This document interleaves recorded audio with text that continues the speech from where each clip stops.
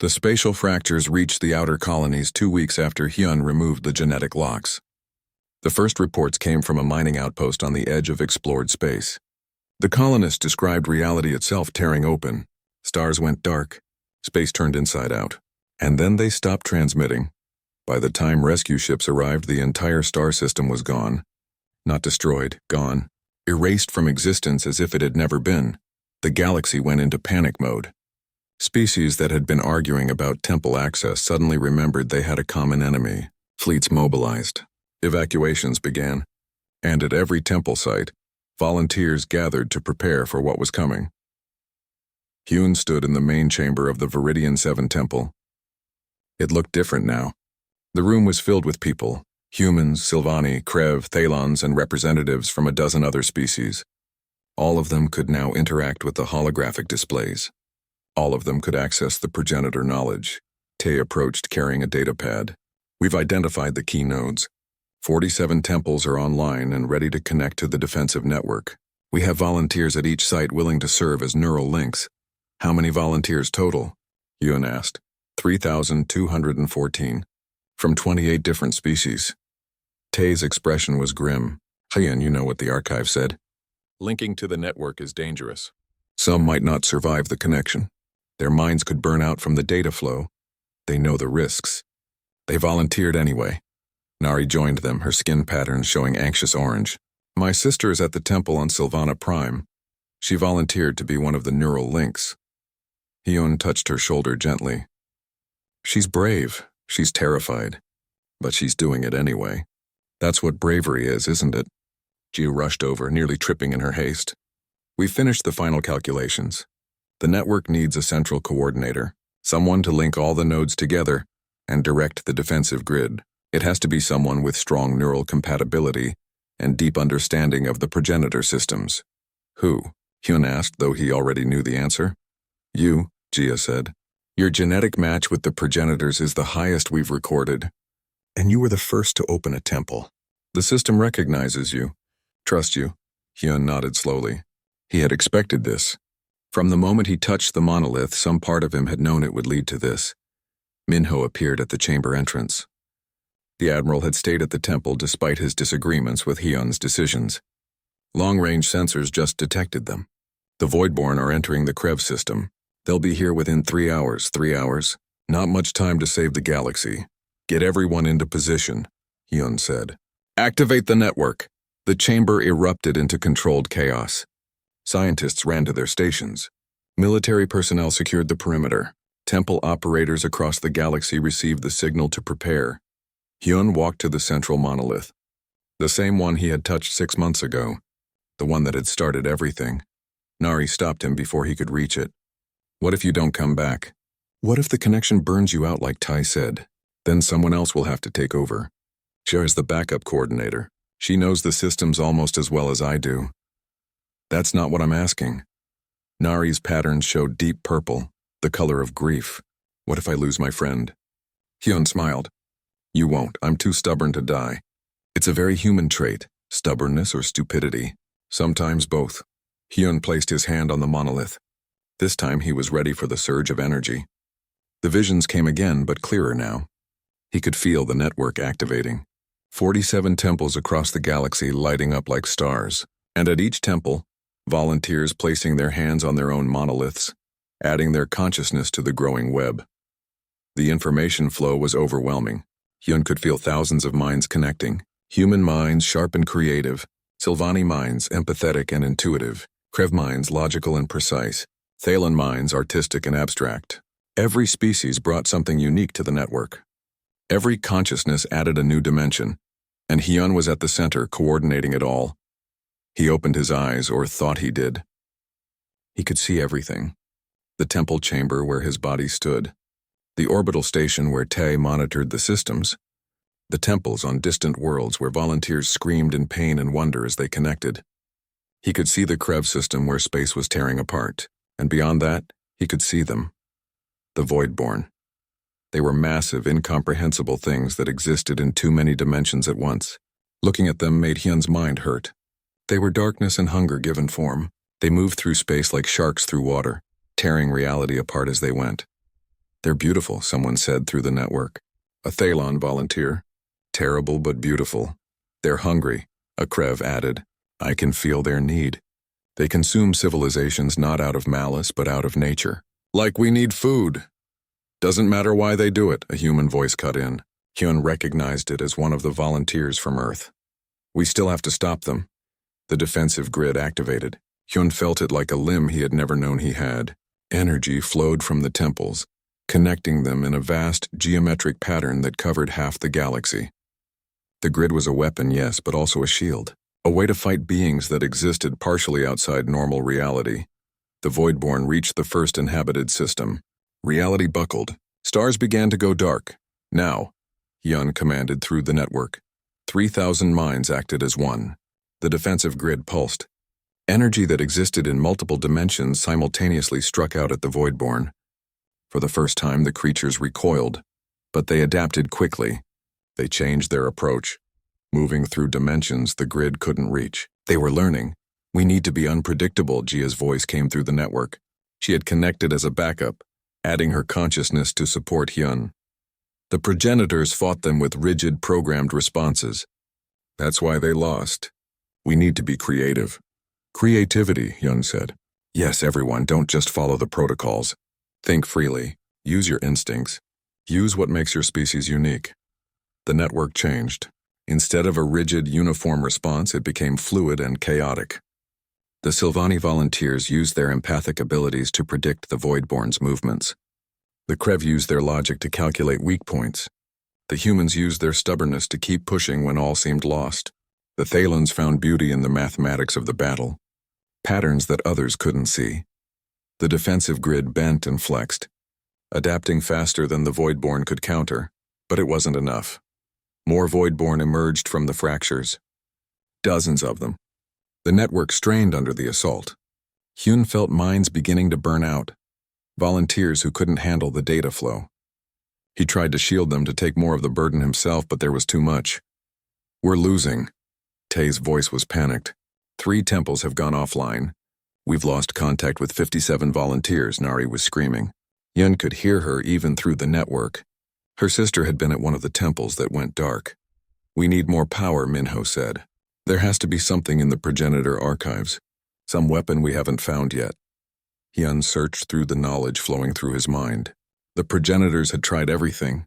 Conventional weapons, dimensional bombs, reality anchors. Nothing had worked. They had lost, but wait. They had lost because they fought alone. Open the network wider, Hyun said. What? Jia asked. It's already at full capacity, not to more operators. To everyone, every ship, every station, every person in the galaxy. Let them see what we're seeing. Let them contribute however they can. That's insane, Minho protested. The network isn't designed for billions of connections. The progenitors designed it for their species only. We changed that. We can change it more. Jia hesitated only a moment. Doing it now. The network exploded outward. Suddenly, billions of minds could see the battle. They couldn't control the defensive grid directly, but they could contribute. A scientist on a research station made a calculation that helped the network find a weak point. A child on a colony world felt afraid, and that fear was converted into defensive energy. An elder on a Sylvani homeworld shared a memory of survival, and the network used it as a blueprint for adaptation. The Voidborn had never faced anything like this. They had consumed civilizations before, but always civilizations that fought separately. The progenitors had been one species, one approach, one way of thinking. This was different. This was chaos and order, logic and emotion, fear and hope all mixed together. This was 28 species acting as one organism.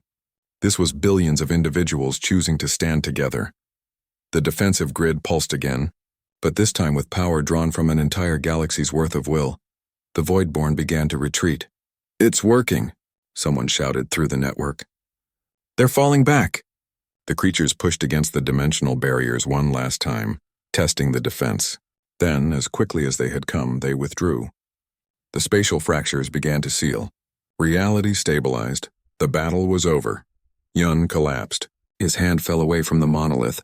He was back in his own body in the temple chamber, surrounded by concerned faces. Did we win?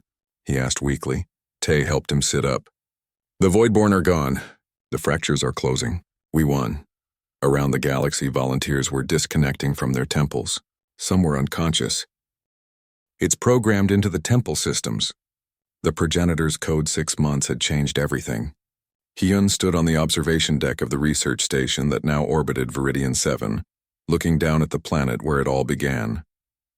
The temple complex was now surrounded by buildings, landing pads, and defensive installations. What had been a quiet archaeological site was now the most important location in known space, and the most controversial.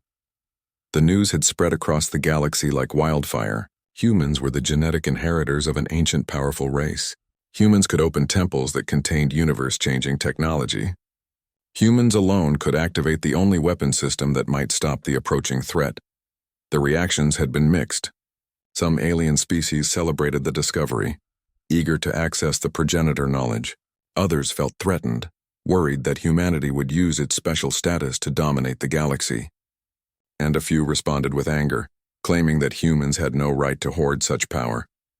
47 temples had been located and opened in the past 6 months. Every single one required a human to activate it. Every single one responded only to human touch.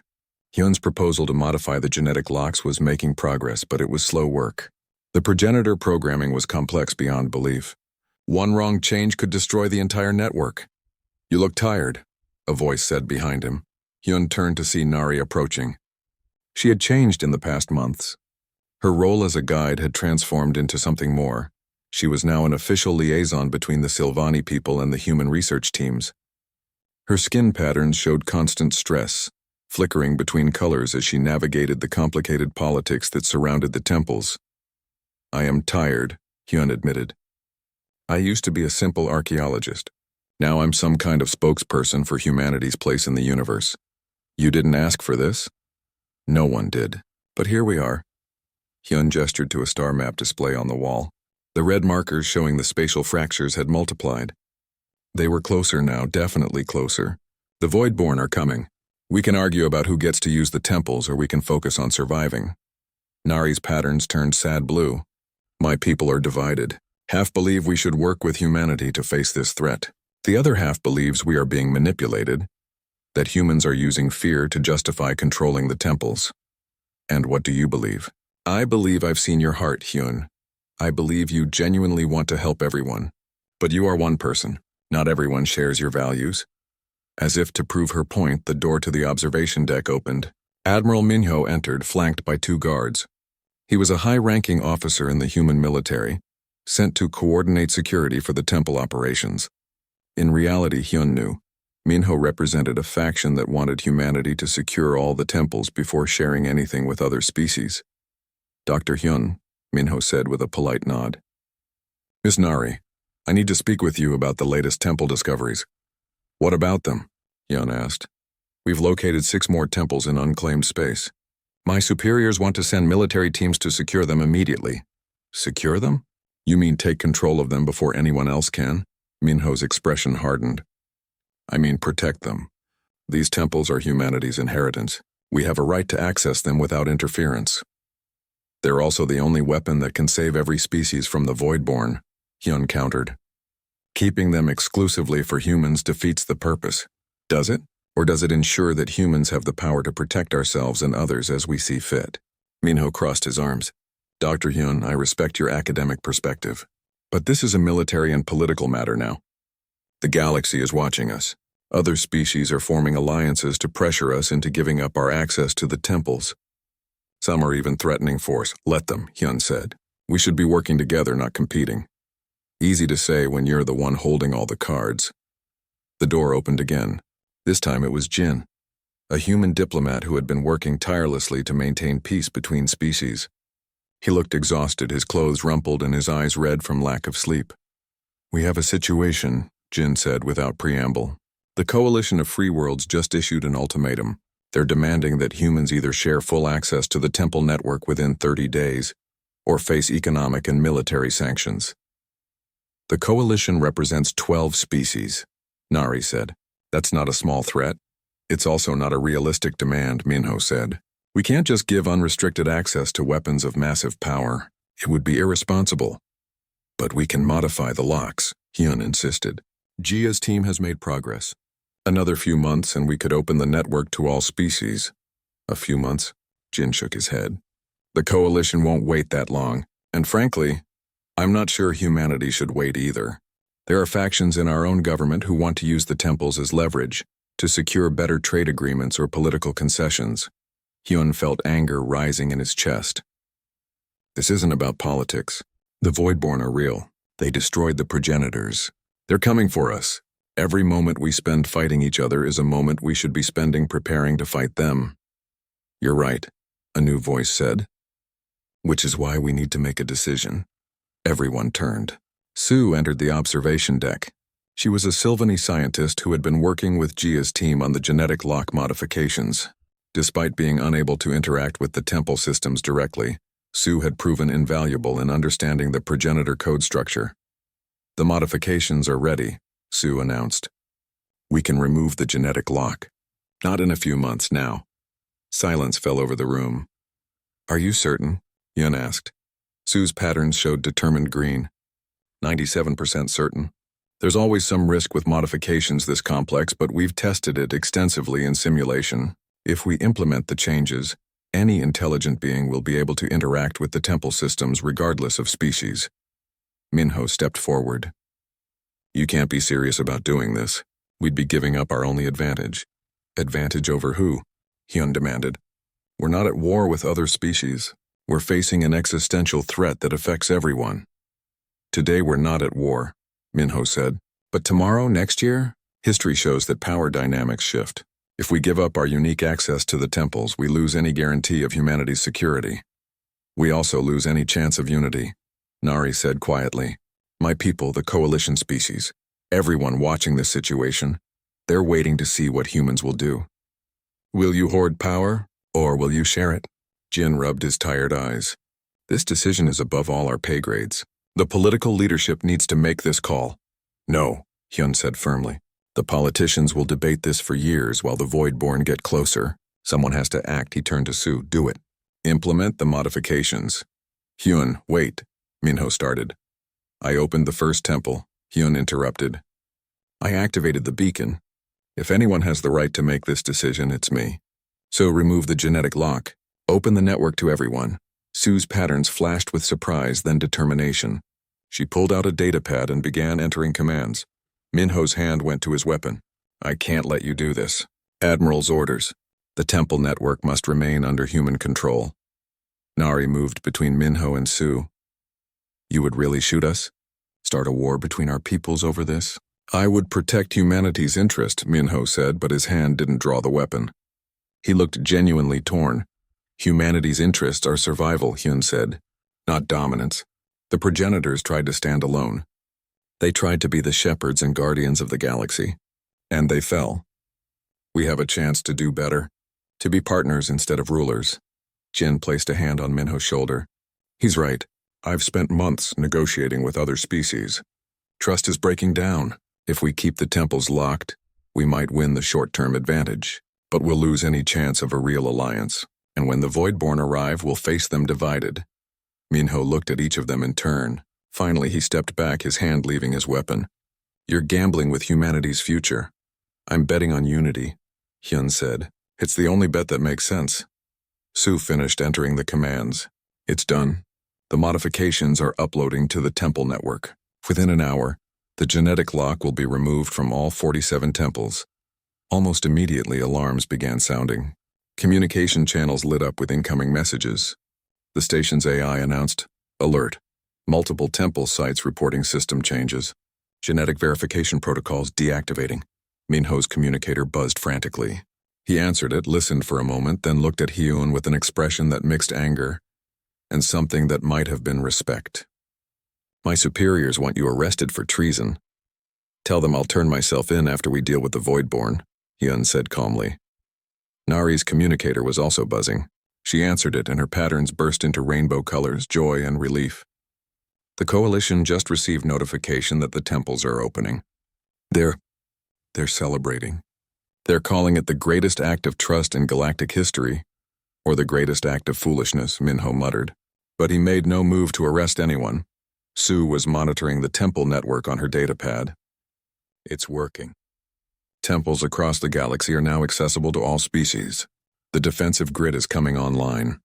We're receiving data from temple sites operated by Sylvani, by Krev, by Thalons. 3 days had passed since Hyun opened the temple. The archive chamber was now filled with equipment and people. Scientists from the human expedition ship worked alongside Sylvani researchers, all trying to understand the vast amount of information the progenitors had left behind. Tae arrived on the second day. He was Hyun's research partner, a tall man with quick eyes and an even quicker mind.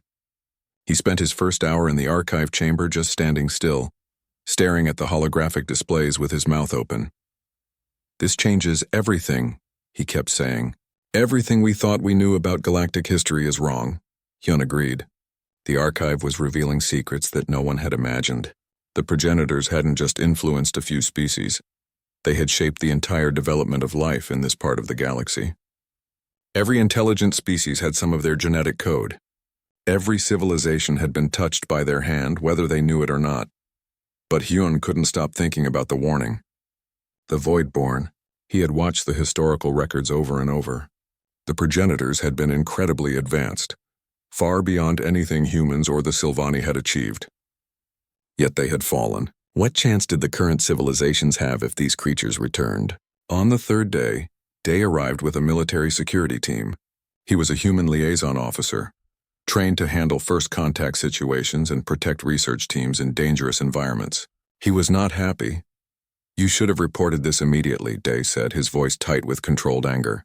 "You opened an alien structure without proper security protocols. You went into an unknown facility with no backup. Do you understand how many regulations you've broken?" "I understand," Hyun said calmly. "I also understand that we've just discovered the most important archaeological find in human history. Maybe in galactic history."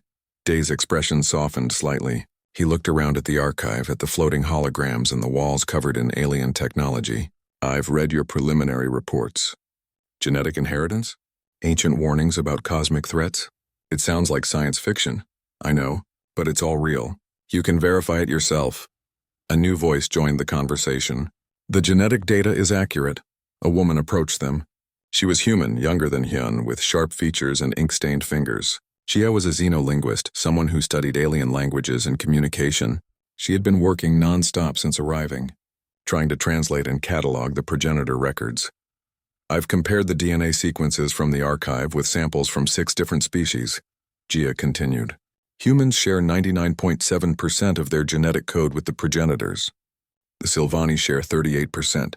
The Krev share 42%. The Thalons share 35%. It's consistent across all known intelligent species." Day frowned. "So the progenitors really did shape all of us?" "More than that," Gia said. She activated a holographic display showing a timeline. "According to these records, the progenitors visited Earth approximately 300,000 years ago. They found early humans primitive, struggling to survive. They modified our genetic code, made us smarter, more adaptable, better able to use tools. They did the same thing on hundreds of other worlds, and why?" Dai asked. "Because they were dying," Hyun said quietly. "They were being hunted by the Voidborn. They couldn't save themselves, so they tried to create something that might survive in their place. They seeded the galaxy with potential, with hope." Footsteps echoed through the chamber. A Sylvani woman entered, older than Nari, her skin marked with age patterns.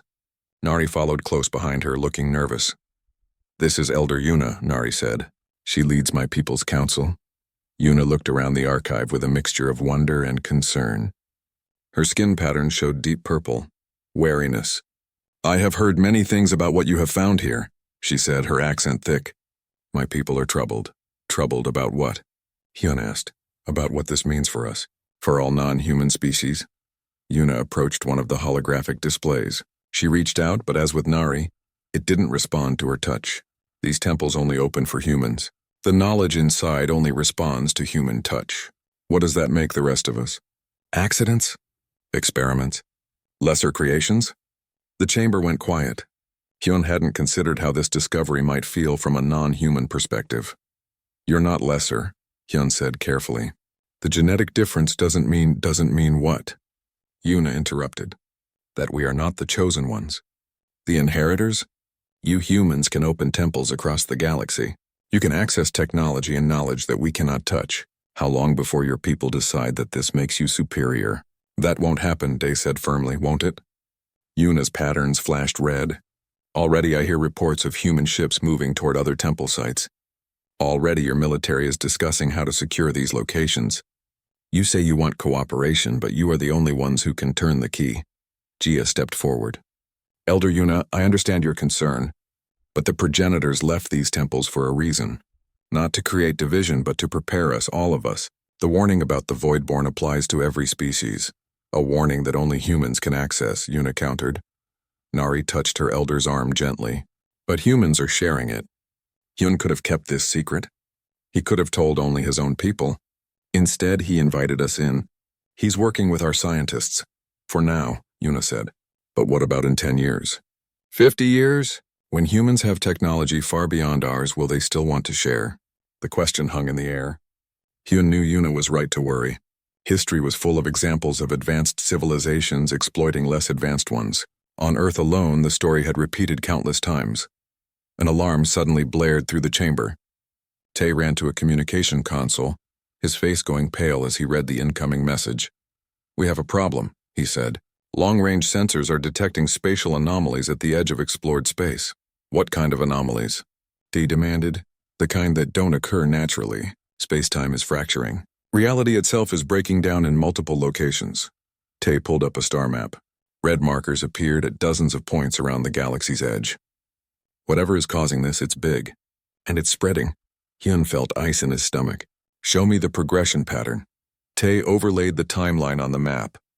The fractures had appeared 3 days ago, the exact moment Hyun had opened the temple. And they were moving inward toward the galactic core, toward inhabited space.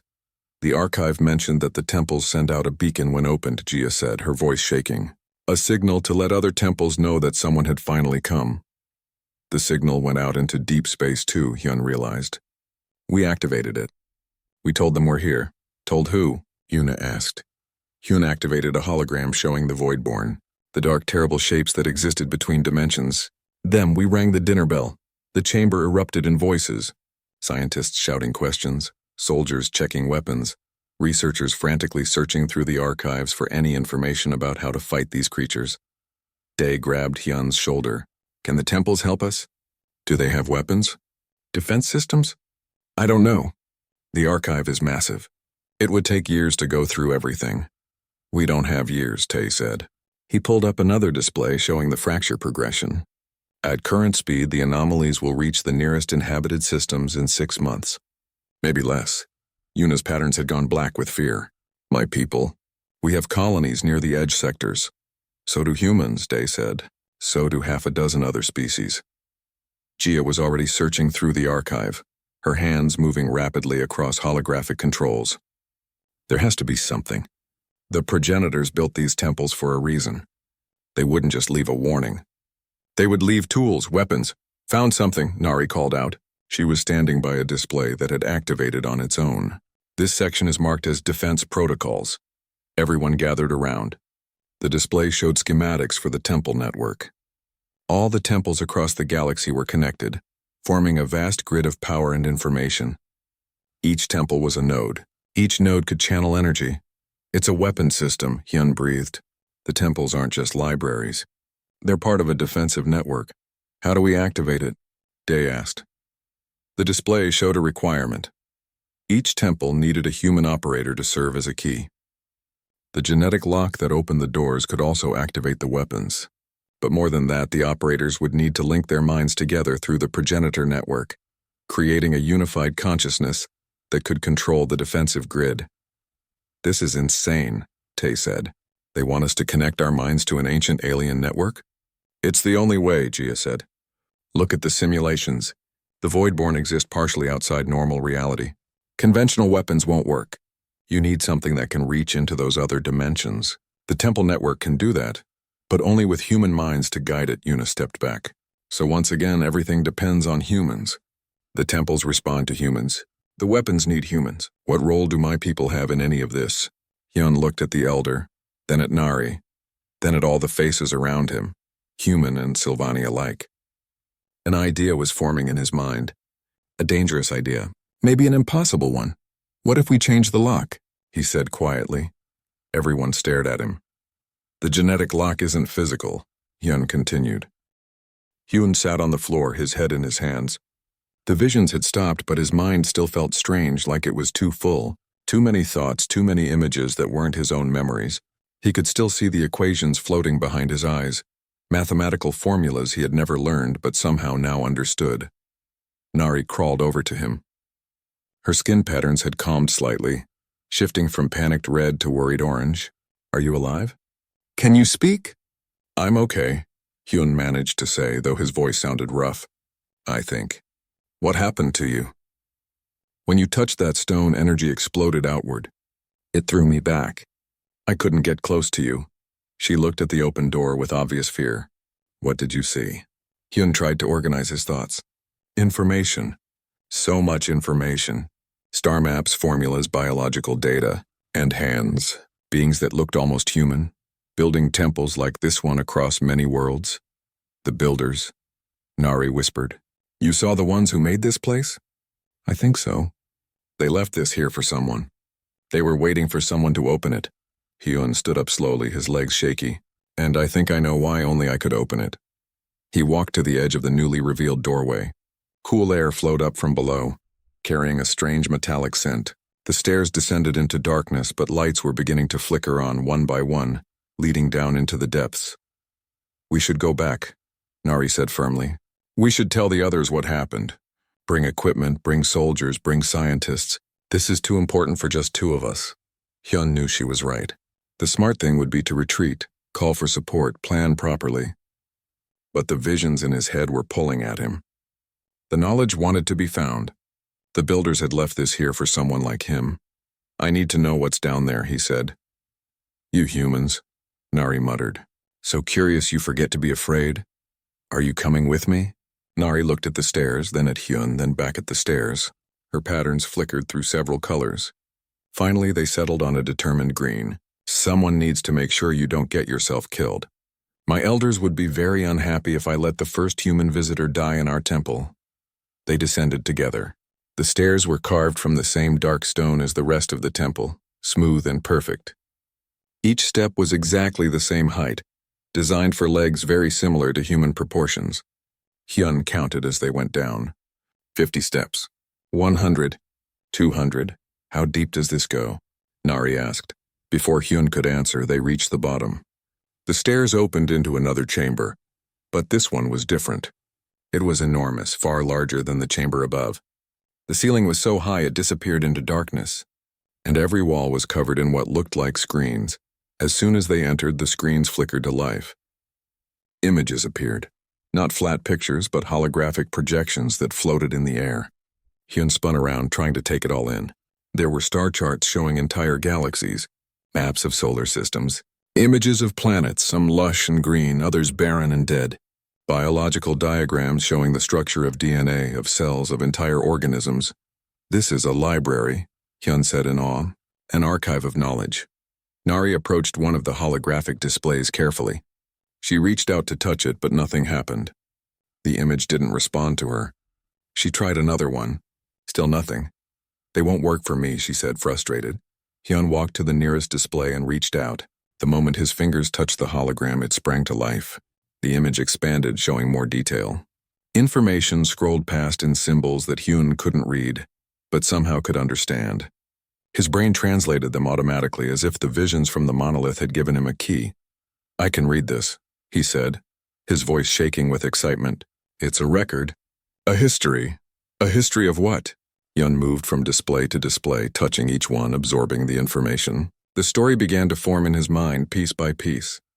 The builders called themselves the progenitors, he said. They were an ancient race. They traveled the galaxy millions of years ago. Long before any of our current civilizations existed, they were explorers, scientists, engineers. They found worlds with primitive life and helped that life evolve. They seeded the galaxy with the building blocks of civilization. Nari moved closer, watching Hyun work. They created life? Not created, guided, helped it develop. They found worlds with basic organisms and gave them genetic gifts, better immune systems, longer lifespans, higher intelligence. Hyun paused, his hand hovering over another display. Nari, they didn't just help one or two species. They helped hundreds, maybe thousands. Then where are they now? Hyun activated another display. This one showed images of space itself tearing apart, reality splitting open like torn fabric, dark shapes moving in the void between dimensions. They were fleeing from something, Hyun said quietly. Something terrible. Something that hunted advanced civilizations. A new hologram appeared, larger than the others. It showed a double helix DNA structure, but there were two of them side by side. One was labeled with a symbol that Hyun's mind translated as progenitor. The other was labeled human. Nari gasped. Those look almost identical. They are identical, Hyun said, his voice barely a whisper. 99.7% identical. The progenitors and humans share nearly all the same genetic code. That's impossible. No, it means the progenitors didn't just guide human evolution. We are their descendants. Maybe not direct descendants, but we carry their genetic legacy. Hyun pulled up more data. Look at this. Other species in the galaxy share genetic markers with the progenitors too, but much less. Your people, the Sylvani, share about 38%. Most known species are between 30 and 45%. But humans are different. Nari was silent for a long moment. Her skin patterns had gone completely white. Shock, Hyun had learned. That's why you could open the door. Why the temple responds to you and not to me. You're their children. Their inheritors, Hyun corrected. He activated another display and a map of the galaxy appeared. Dozens of points were marked across it, glowing with soft light. And there are more temples. Dozens of them scattered across known space and beyond. All waiting to be opened, waiting for humans to open them. Yes. A new hologram appeared without Hyun touching anything. This one showed a figure, tall, humanoid with features that were hauntingly familiar. It could have been human, except for subtle differences in the proportions. The figure began to speak. The words were in a language Hyun had never heard, but again his mind translated automatically. To our descendants, the figure said, if you are seeing this, then you have found your way to one of our vaults. We left these for you across the galaxy, hoping that our genetic legacy would survive and evolve into something worthy of our knowledge. We are the progenitors. We shaped the galaxy. We guided life. We dreamed of a future where civilization would spread among the stars in peace. The figure's expression grew dark. But we were wrong to think we were safe. There are things in the universe older than stars, hungrier than black holes. We call them the Voidborn. They exist in the spaces between reality. They feed on advanced civilizations. They consumed our empire world by world, and we could not stop them. The hologram showed images of planets being torn apart, of stars going dark, of space itself corrupting. We built these temples as time capsules, the progenitor continued. Each one contains knowledge, technology, and a warning. If you have opened this vault, then you are ready, or you must become ready, because the Voidborn are patient. They are eternal, and if they consumed us, they will come for you too. The hologram faded. Hyun and Nari stood in silence. Around them, the displays continued to glow with knowledge and secrets, gifts and warnings from a civilization that had died trying to survive. We need to tell someone about this, Nari finally said. This is bigger than one human and one Sylvani. This is bigger than both our peoples. Hyun nodded slowly. Contact my ship. Tell them to send Tae down here with a full research team. And Nari, yes? Tell them to send soldiers too. If what I just saw is true, we're going to need them. Above them, far beyond the temple, far beyond the planet, far beyond the galaxy itself, something stirred in the darkness between dimensions. An ancient beacon had been activated. A door had been opened, and in the void, something noticed. The shuttle touched down on Viridian 7 with a soft hiss. Hyun stepped out onto the planet's surface and immediately felt the thick, humid air wrap around him like a warm blanket. The sky above was a strange purple color, with two small suns hanging low on the horizon. All around him, massive trees with silver bark reached toward the clouds, their leaves shimmering in shades of blue and green. Hyun adjusted his pack and looked toward the settlement in the distance. Small dome-shaped buildings dotted the landscape, their surfaces covered in living moss that glowed faintly in the fading light. The Sylvani people had built their homes here 200 years ago, but they had never truly claimed this world. The ruins kept them afraid. A figure approached from the settlement. She walked with careful steps, her skin displaying soft patterns of light that pulsed gently across her arms and face. The Sylvani were beautiful in their own way, Hyun thought. They looked almost human, but their skin could glow with bioluminescent patterns that shifted with their emotions. "You are the human archaeologist?" she asked, her voice carrying a melodic accent. "Yes. My name is Hyun," he replied, extending his hand in greeting. She looked at his hand for a moment before carefully touching it with her own. Her skin felt warm and smooth. "I am Nari. The elders sent me to guide you to the temple, though I wish they had not." Hyun noticed the patterns on her skin flickering between blue and dark purple. Fear, he had read. The Sylvani showed their emotions through their skin. "You don't want to take me there?" he asked. Nari began walking toward the forest and Hyun followed. "No one wants to go to the temple," she said quietly. "My people avoid it. We have lived on this planet for 2 centuries, but we have never understood the ruins. They were here long before us, built by someone we cannot name. But you've explored them, surely." Nari's patterns turned darker. "We tried. 3 times we sent teams into the largest temple, the one I will show you. None of them came back. We waited for weeks, but they never returned. No bodies, no signals, nothing. They simply vanished. They walked in silence for a while. The forest grew denser and the light from the twin suns struggled to reach the ground. Strange sounds echoed through the trees, calls from animals Hyun had never seen. He kept his scanner active, recording everything. After an hour of walking, Nari stopped. Hyun almost bumped into her. She pointed ahead and Hyun felt his breath catch in his throat. The temple rose from the jungle like a mountain.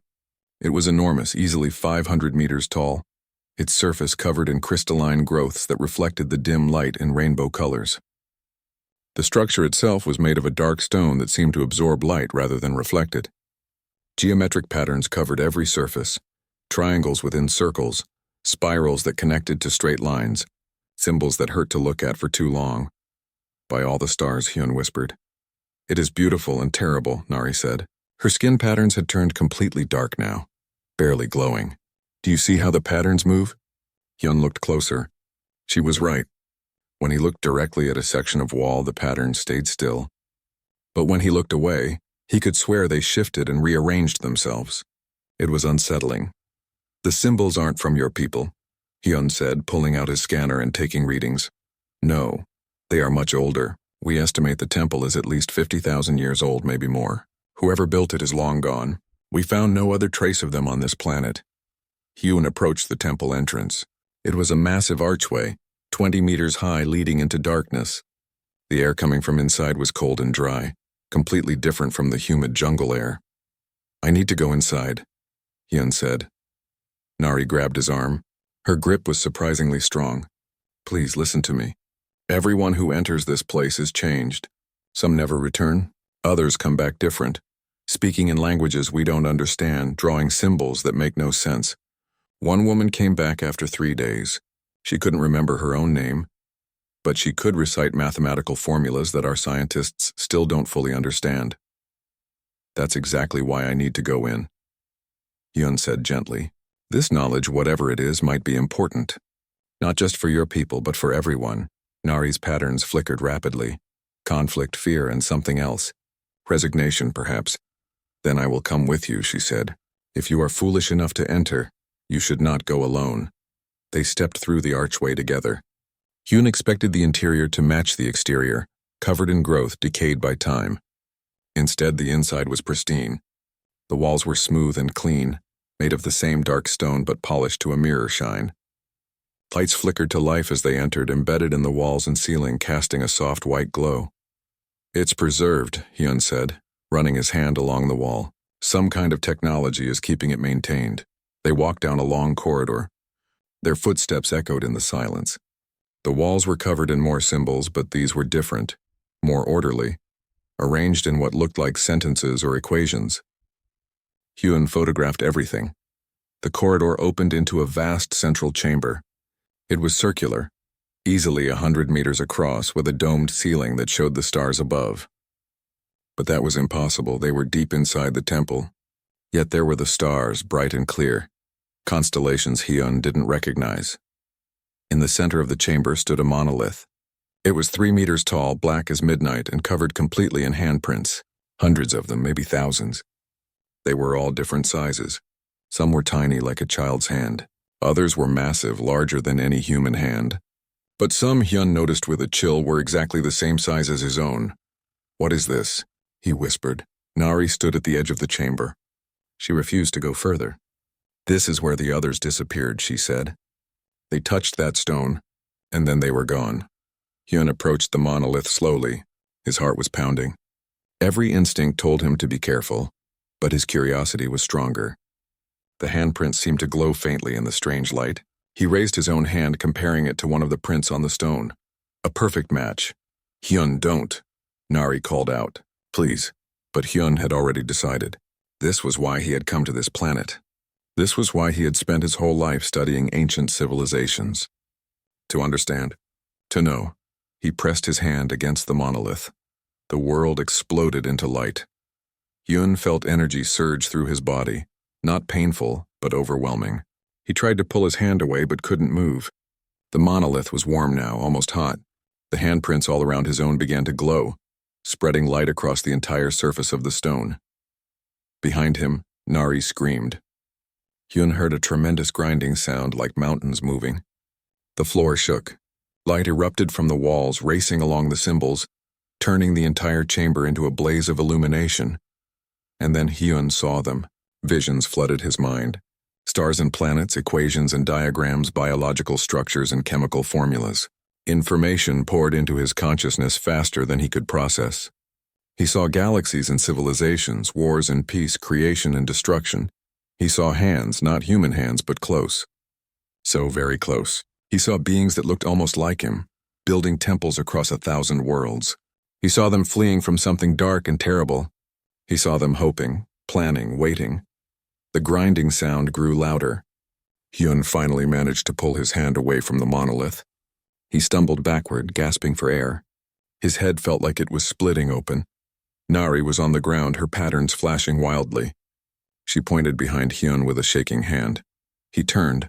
A massive door had opened in the wall. A door that hadn't been visible before. Beyond it lay darkness and a stairway descending into the depths of the temple. Whatever secrets this place held, they were deeper still. And the door was open,